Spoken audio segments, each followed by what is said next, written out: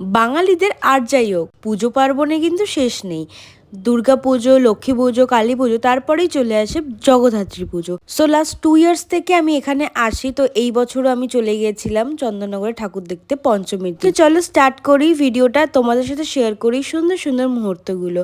আমরা বেরিয়েছিলাম রাত্রির প্রায় 12:30টার দিকে, আর চন্দননগর ঢোকার আগে ওখানে দিচ্ছিল খিচুড়ি। এবার তোমাদের সাথে একটা ঘটনা শেয়ার করি। আমরা যেহেতু পঞ্চমী দিন গেছিলাম, সেদিনকে সারা রাতে লঞ্চ তখনও শুরু হয়নি, সুতরাং আমরা ভাবছিলাম কিভাবে আমরা ঘাটটা পার হব। তারপরে এই খিচুড়ি দিচ্ছিল যে তাদের সাথে আমাদের দেখা হলো। দেন দাদারাই আমাদের গাইড করে দিল, আর আমরা একটু খিচুড়ি নিয়ে খেয়ে নিলাম। দেন আমরা পৌঁছে গেলাম একটা ঘাটের সামনে, সেখানে গাড়িটা পার্ক করে আমরাও ঝটপট পার হয়ে গেলাম, কারণ আমাদের অনেকটা দেরি হয়ে গেছিল এই ঘুরে ঘুরে আসার চক্করে। প্রথমেই আমরা চলে গেছিলাম রানীমাকে দর্শন করতে। এখন বিভৎস পরিমাণে ভিড় ছিল। আমরা ভেবেছিলাম যেহেতু পঞ্চমী সেরকম একটা ভিড় হবে না রাস্তায়, বাট প্রচুর ভিড় ছিল।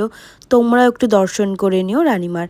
তারপরে তো আর প্যান্ডেলে আমরা ঘুরে প্রচুর ঠাকুর দেখেছি। প্রত্যেকটা মার মুখই অসাধারণ।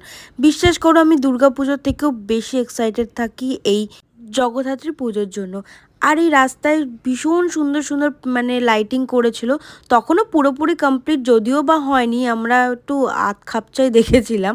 তো যাই হোক, তারপর দুজন মিলে একটু ফটো তুললাম, ভিডিও করলাম, কারণ এখানে লাইটিংটা বেশ সুন্দর আসছিল।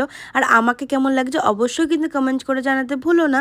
দেন অনেকটা যাওয়ার পর আমরা একটু হাঁপিয়ে গেছিলাম, তারপরে একটা অটো বুক করে নিলাম। আর এই প্যান্ডেলটা না আমার ভীষণ ভালো লেগেছিলো। এটা ওই কেদারনাথের মতন কিছুটা করেছিল। তোমাদেরকে ডিটেলস ভিডিওটা আমি শেয়ার করবো, কারণ আমি পুরো প্যান্ডেলটার ভিডিও করেছিলাম। আর এই প্যান্ডেলের থিমটা আমার ভীষণ ইউনিক লেগেছে। পেপার দিয়ে পুরোপুরি এই স্ট্রাকচারগুলো করেছিল।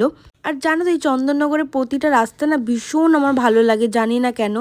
এই নিয়ে আমি 2-3 বছর ধরে আসছি। আমার খুব মনে হয় কি খুব চেনা চেনা, খুব ভালো লাগে। আমি জানি না এটা কেন হয় আমার সাথে, কারণ এর আগে আমার কোনো সময় এরকম কোথাও গিয়ে হয়নি।